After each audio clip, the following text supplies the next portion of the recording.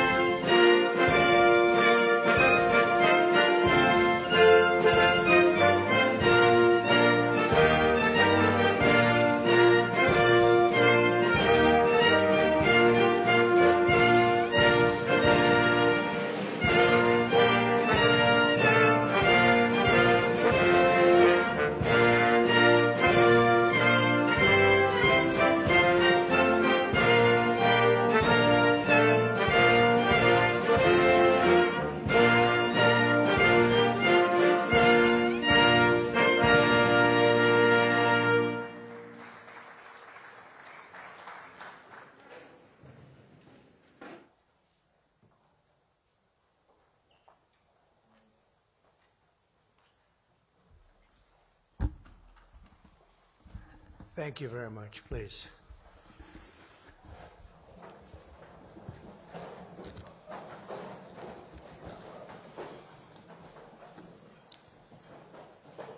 This is a great honor, and we welcome Their Majesties King Charles III and Queen Camilla of the United Kingdom to the White House. Very special place, very, very special.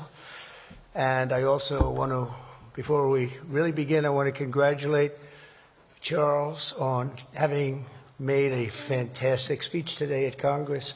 He got the Democrats to stand. I've never been able to do that. I couldn't believe it.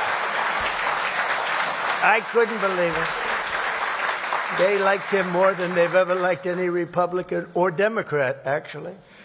So I just want to thank you and congratulations. It's not an easy thing to do. That's a tough place. It's a true privilege to have you here for this historic state visit. Last fall, Melania and I had the pleasure of visiting Their Majesties at Windsor Castle, a structure that's so beautiful and so long that it never seemed to end. I looked down as a former real estate person, and it just went on forever. And it was built by a gentleman named William the Conqueror in the year 1070, and I asked the king, I said, was he a nice man, William the Conqueror? He said, I tend to doubt it. I don't think so.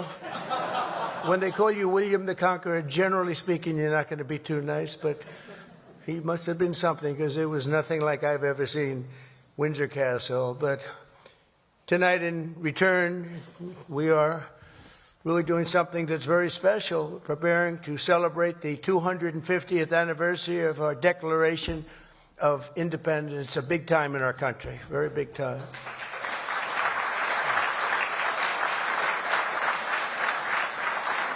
And it's only natural that Americans begin this commemoration by paying tribute to the transcendent bond we share with the nation that Thomas Jefferson himself called our mother country. He used to go around saying, that's our mother country. How nice. From English towns and Scottish hills, from Welsh mountains and Irish villages, a people unique in history sailed across the mighty Atlantic to settle and civilize this continent in the name of God, King and country. So beautiful. They called it New England, and meant that very, very literally.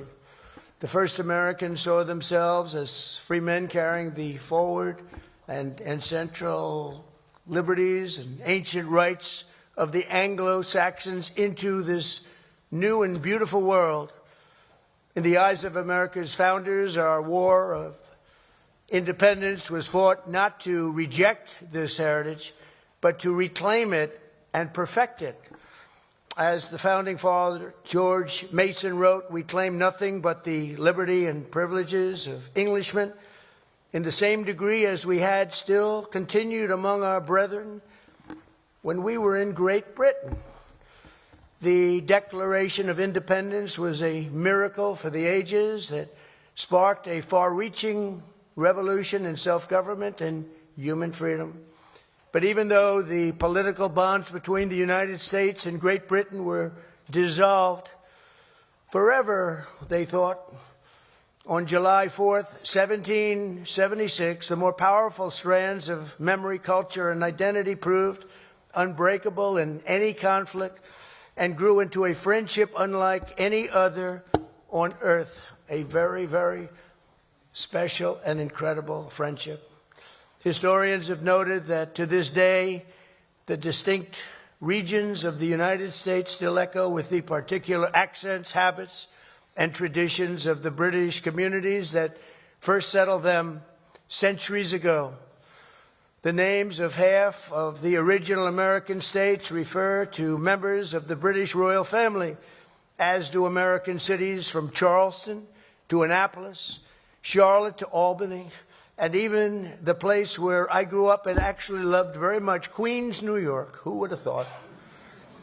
But far beyond names and principles, there's something unique and very special that has always united our two people, a certain nobility of spirit and heroic soul. The same audacity that called a small island kingdom to rule the seven seas, and rule them you did, inspired the children of 13 American colonies to explore a great frontier and a very, very dangerous frontier and settle what was known as the Wild, Wild West. The men who planted the American flag on the moon carried them the same hunger for adventure and achievement as those who raised the Union Jack above Antarctica and first sailed St. George's Cross all around the globe.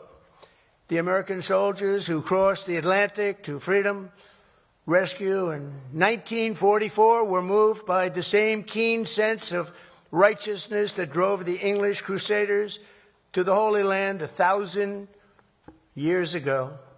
The entire world has been uplifted by this distinct and special character we share, this unstoppable daring, this unconquerable courage. It really is. It's unconquerable. And speaking of that, where's Rory McIlroy? Can stand up, Rory, will you, please? That was unconquerable courage. That was very good, Rory.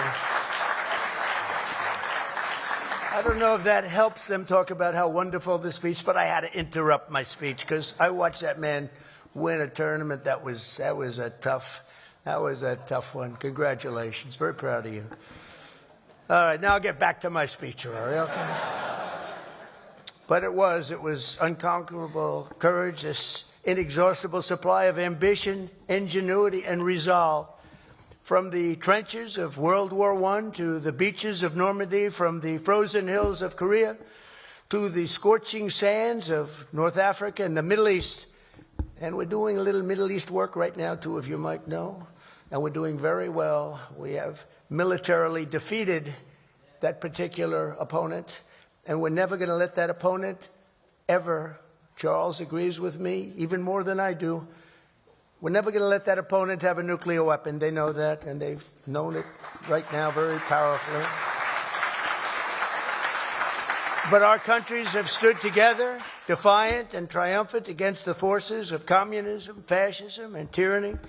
Together we have expanded the reaches of human knowledge and endeavored always to make this world safer, more prosperous, more just, and more free. Ours is a treasured friendship, an eternal bond, and a true story of extraordinary heroism and skill. A lot of skill, tremendous skill. History has known no more powerful force than the combination of American patriotism and British pride. The British Empire that began here in America certainly did not end here. The sons and daughters of the British Isles went on to found more countries and spread more civilization than any nation before. They built an English-speaking world, upon which the sun never sets, and provided an example to which free people will always turn, that always turn. They have such love and such respect. Today, most of Britain's former colonies have no idea what they truly owe to this towering legacy of law, liberty, and British custom that they were given. We were given that, and it was a great, great gift. Tonight, on the eve of our 250th year of cherished independence, we turn to the sovereign embodiment of our British heritage and say sincerely thank you to our friends, the United Kingdom, for the richest inheritance that any nation has ever given to another. May our two countries stand together forever for liberty, for justice, and for the glory of God.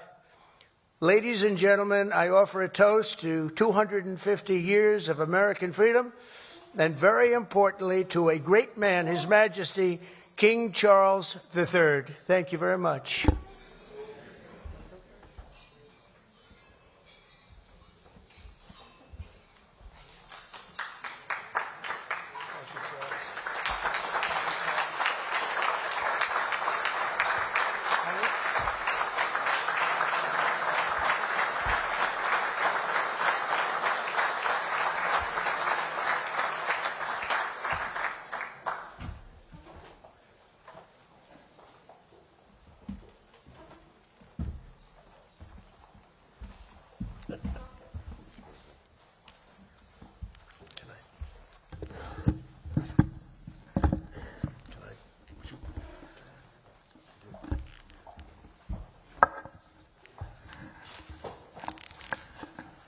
Mr. President, First Lady, my wife and I are most grateful to you for your generous hospitality as the United States celebrates this very special anniversary year of the Declaration of Independence.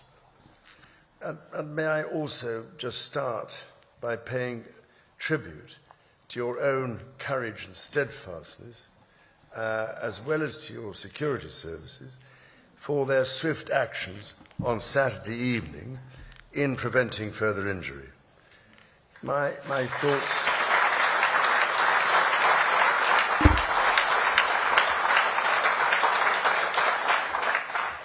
thoughts and sympathies are very much with you, the First Lady, and all those guests for whom this must have been a very upsetting incident.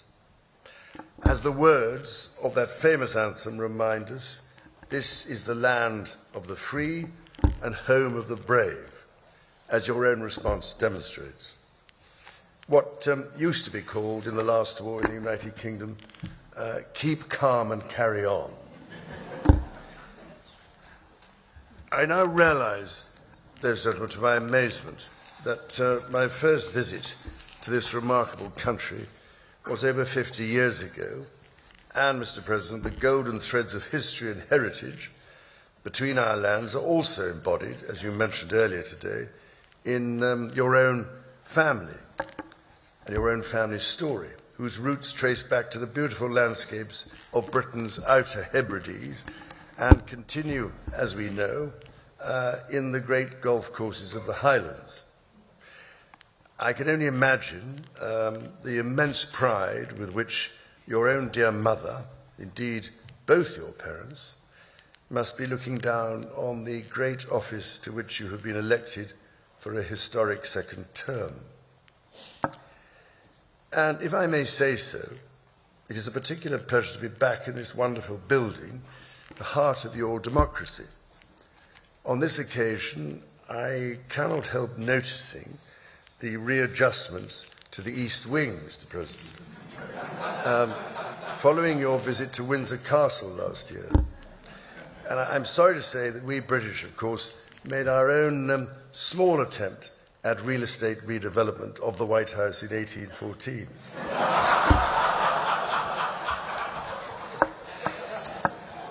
Anyway, I'm so glad we have an important opportunity at this critical time to renew those bonds of history and friendship between our nations and our peoples.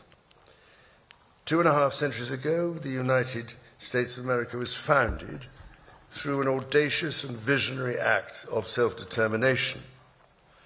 From the beginning, the American character has been defined by courage, tenacity, and the spirit of adventure.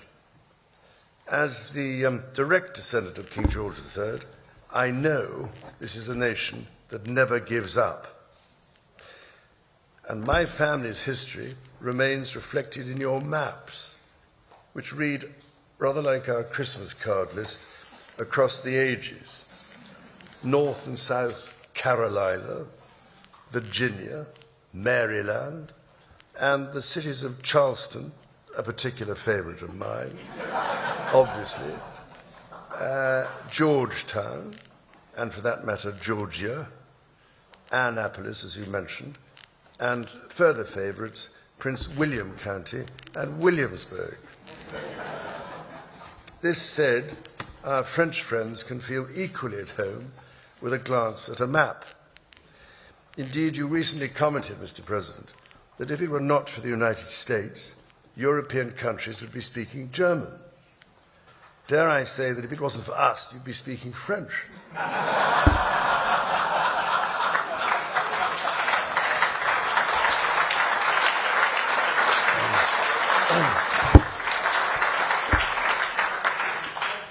Of course, we both love our French cousins greatly, and we three estates are not only bound by our shared values, but by a profound belief that together we are more than the sum of our parts. Out of the fires of a bitter and bloody Revolutionary War, the triumph of the father of this country, George Washington, and his fellow founders, was to forge a democracy founded upon the rights to liberty and the rule of law. The story of Britain and America is one of reconciliation, from adversaries to the closest of allies, not always perhaps following the straightest path. As you said yourself, Mr. President, during your own state visit at Windsor Castle last year, ours is an unbreakable bond of history and heritage, culture and commerce, industry and invention, and we are determined to face the future together. Tonight, we are here to renew an indispensable alliance which has long been a cornerstone of prosperity and security for both British and American citizens. Our people have fought and fallen together in defense of the values we cherish. Across the ocean and from coast to coast, we have traded, innovated, and created together. We've stood together through the best and worst of times. However, the challenges we now face, from those who wish us harm across the world to balancing the risks and opportunities of powerful new technologies, to the threats to the very international rules that have allowed us to trade and have kept power in balance for 80 years, those challenges encourage us to reaffirm tonight the basis on which our partnership has been built. And yes, we have had our moments of difficulty, even in more recent history. When my mother visited in 1957, not the least of her tasks was to help put the special back into our relationship after a crisis in the Middle East. Nearly 70 years on, it is hard to imagine anything like that happening today. But it is not hard to see how important the relationship remains in matters both seen and unseen. My mother's first Prime Minister, Sir Winston Churchill, understood this so well. But then he himself was half American, a tradition of shared transatlantic heritage, which I am pleased to say is alive and well in the White House today. Indeed, such was the closeness that Sir Winston, while staying here in the White House, in those rooms you showed us upstairs, emerged naked from the bathtub to discover the door opening as President Roosevelt came in for a chat. With rapier wit, the President cast aside any embarrassment by declaring that the Prime Minister has nothing to conceal from the President of the United States. This warmth came after testing times between our leaders in the early 1940s. The kinship and friendship of many centuries provided great reassurance to my late grandfather, King George VI, as it did to my late mother. It means every bit as much to me. Of course, my late mother met no fewer than 13 serving presidents, thankfully all of them fully clothed.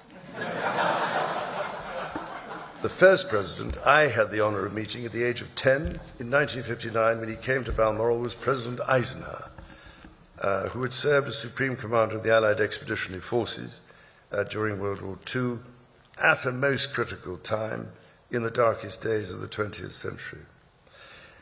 American leadership helped rebuild a shattered continent, playing a decisive role as a defender of freedom in Europe. We and I shall never forget that, not least as freedom is again under attack following Russia's invasion of Ukraine. Today, our partnerships in NATO and AUKUS deepen our technological and military cooperation and ensure that together we can meet the challenges of an increasingly complex and contested world. And speaking of submarine alliances, there was one particular AUKUS predecessor, launched from a UK shipyard in 1944, that served for the majority of her life attached to the 4th Submarine Squadron in Australia, playing a critical role during the war in the Pacific. Her name? HMS Trump. So tonight, Mr. President, I am delighted to present to you, as a personal gift, the original bell which hung on the conning tower of your valiant namesake. May it stand as a testimony to our nation's shared history and shining future. And should you ever need to get hold of us, or just give us a ring.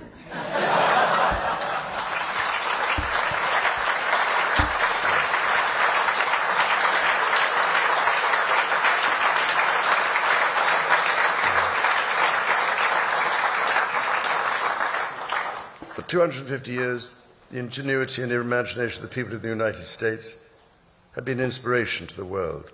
This land of opportunity has nourished some of humanity's greatest minds, from the industrial age to the space age. So many miracles of the modern world have been and still are invented in America. Indeed, we have followed the voyage of Artemis II, or Artemis II, as my family and I might like to call her, with close attention. Now, I know you have big plans for the moon, Mr. President, but I've actually checked the papers, and I rather suspect it is already part of the Commonwealth, I'm afraid.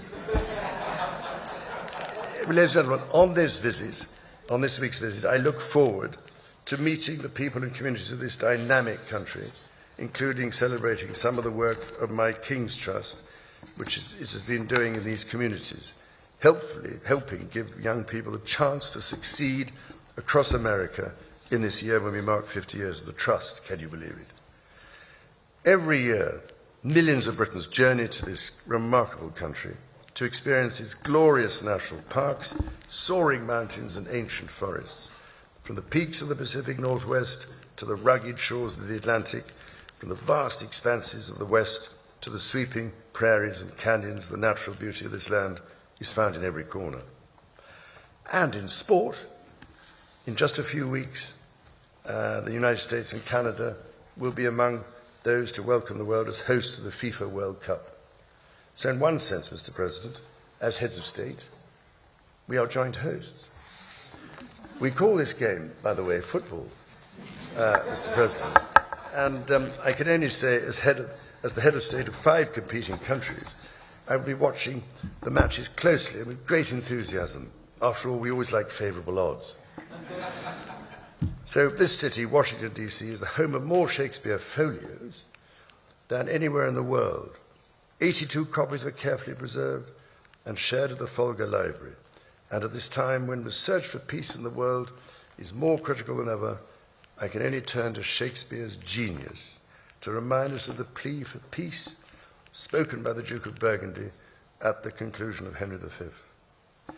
My speech entreats that I may know why gentle peace should not bless us with her former qualities. Thank you, Mr. President and Mrs. Trump, for your splendid dinner this evening, which, may I say, is a very considerable improvement on the Boston Tea Party.